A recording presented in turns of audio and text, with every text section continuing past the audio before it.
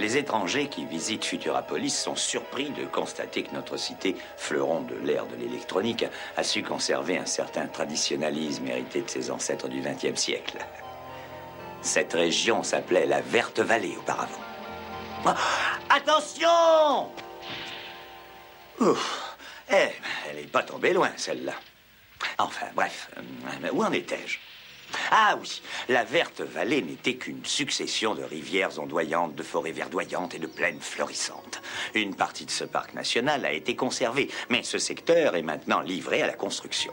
J'ai revu ma forêt captive des hivers s'éveiller mollement à de tièdes haleines. Hein? Mais que faites-vous là? Je cueille des herbes sauvages. C'est excellent pour la santé. On trouve encore ce genre de choses dans la forêt, madame? Des herbes bonnes pour la santé? Eh oui, des S'il vous plaît. Oui. Est-ce que vous pourriez me dire où ça se trouve, la maison du pendu? Tu continues ce chemin, tu descends la petite côte et tu verras la maison juste en bas. Merci, madame. De rien. C'est pas possible, ils se sont tous donné rendez-vous. Tous? Comment ça, tous? Il y a 1 heure à peine que je suis là. Et ça fait le 5e enfant qui me demande de lui indiquer la maison du pendu. Ah bon? La maison du pendu. Curieux quand même. Oh, oh, oh! Belle bande de volatiles! Oh!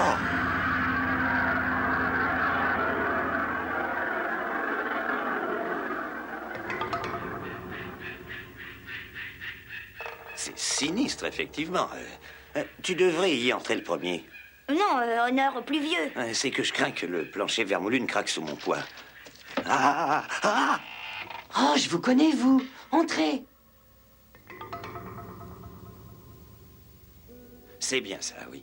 Je vous attends à 13 heures précises à la maison du pendu. Et les messages sont signés Le Chat Rouge. J'ai trouvé ça dans ma boîte aux lettres ce matin. Moi, je l'ai trouvé hier soir. Ils sont 5 à avoir reçu le même message. Et pourtant, ils nous ont dit qu'ils ne se connaissaient pas. On a eu le temps de parler entre nous et on a trouvé un point commun. Notre père est dans le bâtiment. Le mien est en train de construire un immeuble de 32 étages dans le nouveau lotissement. Mon père construit une tour de 85 étages. Et le mien, un supermarché. Effectivement, il s'agit là d'une coïncidence pour le moins étrange.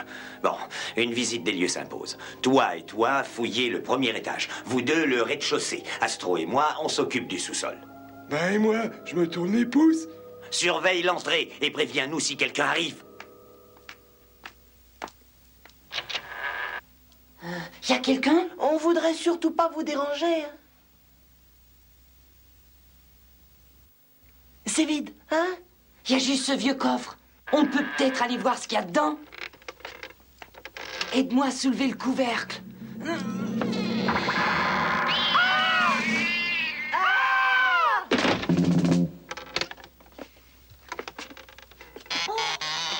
J'ai entendu un rire. Oh non, c'est le vent qui fait grincer les volets.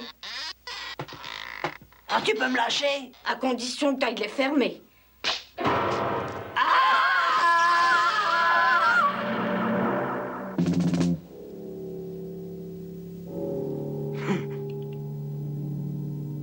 Et toi, le fameux pendu? Bouf! Tu me fais pas peur, espèce de vieux... Ah! Méfie-toi quand même, Astro. On ne sait jamais ce qui peut arriver. Vous tremblez? Non, non, non, c'est de froid, oui. C'est humide dans ce sous-sol. Ah! Ah, un chat rouge! Ah! Il y a un chat rouge là-bas. Il nous a échappé. C'est ce qu'on va voir. Ah!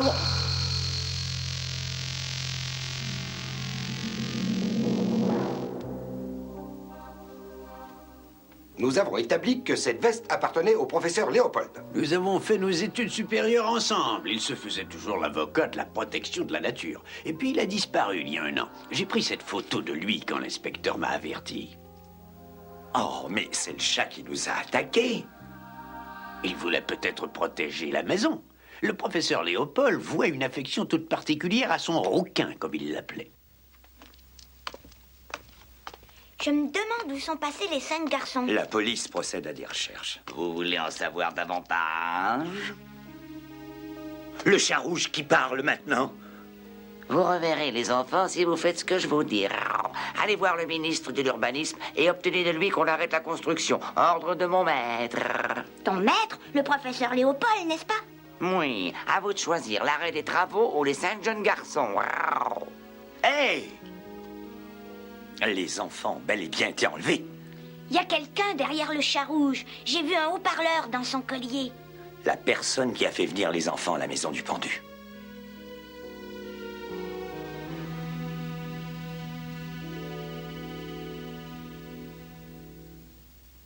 S'il vous plaît, les services d'aménagement de la Verte Vallée. 121e étage, bureau 4008. Demandez Monsieur Colombani. Merci bien. Alors, excusez-moi, votre chapeau. Je vous remercie. Et je vous en prie.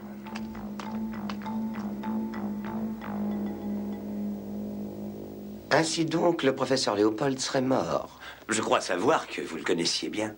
En effet, il venait me voir presque tous les jours, avec son chat. Ne trouvez-vous pas que la nature s'est surpassée dans la Verte Vallée, monsieur Colombani? Sans aucun doute.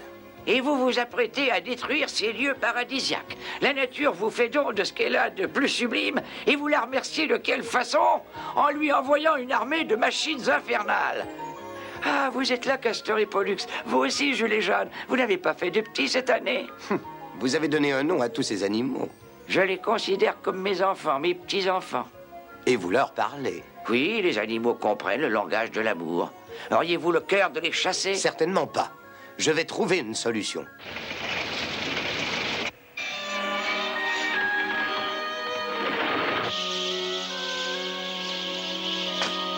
Vous devriez avoir honte. Vous m'avez dit que vous alliez trouver une solution. Était-ce celle d'éliminer tous mes animaux? Je ne suis que le responsable de l'aménagement de la Verte Vallée. Je n'ai pas à juger des décisions prises par le ministère. Jamais. Je ne vous laisserai jamais faire ça, quitte à courir à ma propre perte. Je n'ai rien pu faire sinon compatir à ses sentiments. Comme vous le voyez, on ne peut interrompre les travaux d'un complexe pratiquement loué d'avance. L'enlèvement des enfants est regrettable, mais nous ne pouvons pas entrer dans de telles considérations, ni céder au chantage.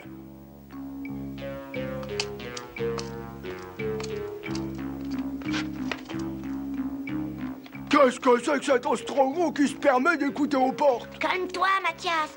Nous allons peut-être savoir pourquoi il s'intéresse à Monsieur Morse. Il n'y a qu'à le coincer dans une ruelle déserte et le faire parler. J'ai l'impression qu'il se dirige vers la maison du pendu. Je connais un raccourci pour aller là-bas. Viens.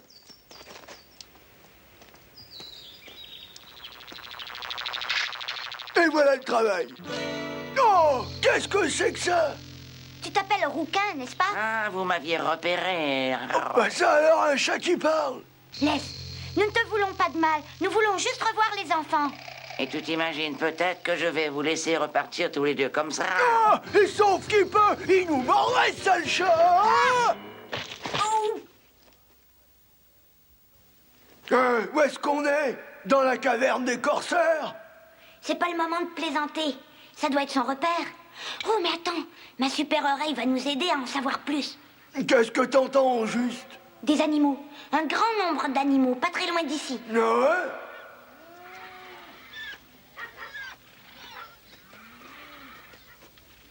C'est de là que ça vient. Tu crois pas qu'il vaudrait mieux s'en aller? Oh, j'aime pas ça. Oh. Qu'est-ce que t'as vu?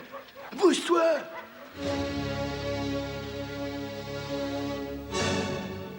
Oh! Tes 5 copains sont là, enfermés dans une cage.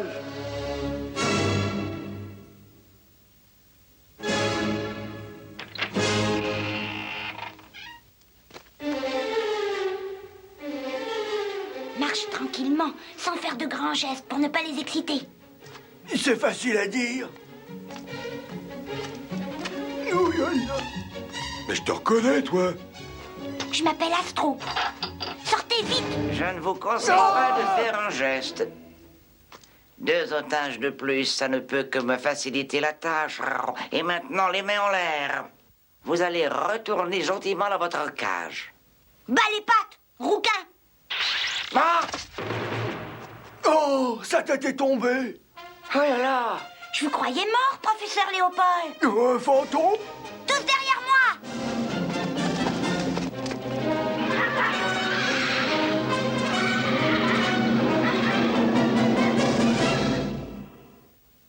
Le professeur Léopold n'était donc pas mort, comme nous le supposions.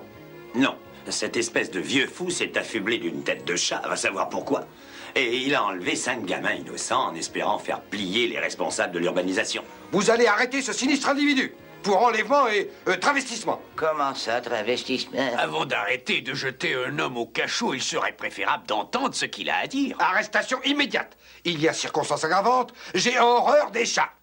Il risque d'y avoir du grabuger. L'affaire est moins grave, puisque nous avons retrouvé les enfants. Laissez-moi m'en occuper. Professeur Léopold, c'est moi, Albert Caudrine. Je viens vous voir en tant qu'ancien condisciple, en ami. Je suis convaincu que nous trouverons un terrain d'entente pour la Verte Vallée. Léopold, vous m'entendez? Oh! Oh, vous êtes là. Bien vivant, comme vous le voyez. Nul n'en est plus ravi que moi.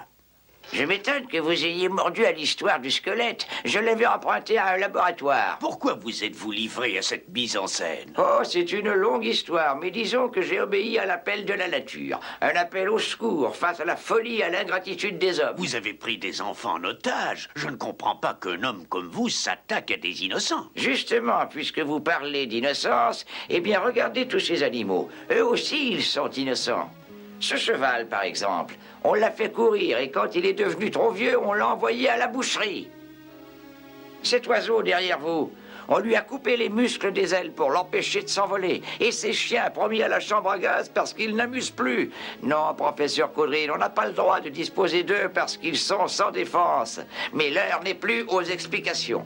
Dites aux responsables que s'ils n'annulent pas leur projet, une catastrophe arrivera le dernier jour de ce mois. Une catastrophe? Qu'avez-vous l'intention de faire? Je n'ai rien à ajouter. Que l'on fasse cesser les travaux ou je ne réponds de rien. Il est impossible d'annuler une décision prise par le gouvernement voilà plus de 5 ans. Je n'ai pas l'habitude d'être pessimiste, mais je crains pour la sécurité de toute la population. Il va se passer quelque chose de terrible le dernier jour du mois. Quoi? Il va pleuvoir des grenouilles? Je ne plaisante pas. Je vais m'adresser au ministre de l'Urbanisme lui-même.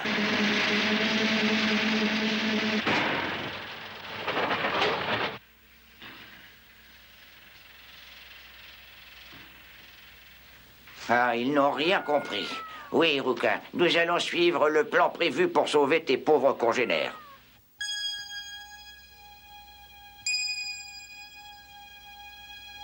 Les animaux du zoo sont bien sages ce soir. Bah, c'est normal, leur gardien est là. Bah, qu'est-ce qui lui a pris de se déguiser comme ça? Les nuits sont fraîches, il s'est emmitouflé.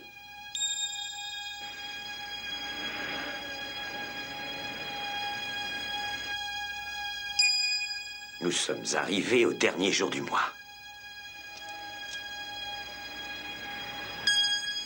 Est-ce que ce n'est pas le calme avant la tempête? Morse! Présent! Abruti! C'est moi qui fais l'appel! J'ai de grands peu dans table de grands... Ouah!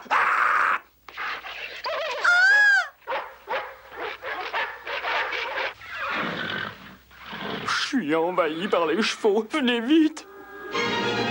Au secours!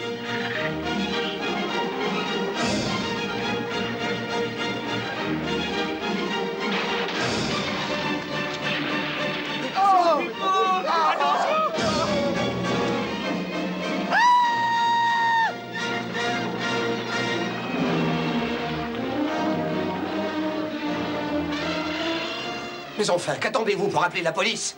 J'essaie, mais toutes les lignes sont occupées. Qu'est-ce que tu entends au juste, Astro? Des cris d'animaux aux 4 coins de la ville, monsieur Morse. Si les animaux se sont révoltés, on va passer un mauvais quart d'heure. Le professeur Caudrine m'a dit d'attendre ses ordres. Je peux rien faire pour le moment. C'est inconcevable que l'on prenne toutes les mesures nécessaires pour mettre fin à cela. Nous ne résoudrons pas ce problème par la force, monsieur le ministre. La révolte des animaux est étroitement liée aux travaux de construction de la Verte Vallée. C'est à vous seul qu'appartient la décision de les faire cesser. On ne dispose d'aucun moyen pour amener seul Léopold à la raison. Hormis vous, monsieur le ministre, il n'y en a qu'un qui puisse s'en charger, c'est Astro. Professeur, le signal se précise.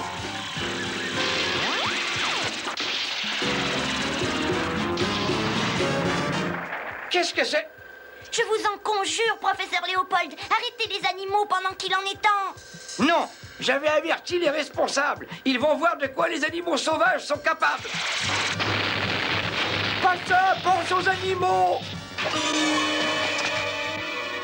Oh.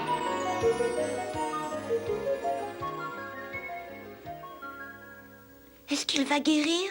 Mais oui, mon petit, les médecins m'ont dit que le choc a été rude, mais qu'il s'en sortira. Ah, rendez leur domaine à ces animaux. Professeur Léopold, la Verte Vallée va redevenir comme avant. Vous dites? Regardez, c'est la copie de l'arrêté ministériel limitant les travaux au minimum. Les immeubles en construction seront terminés, mais le projet s'arrêtera là. Ah, tant mieux.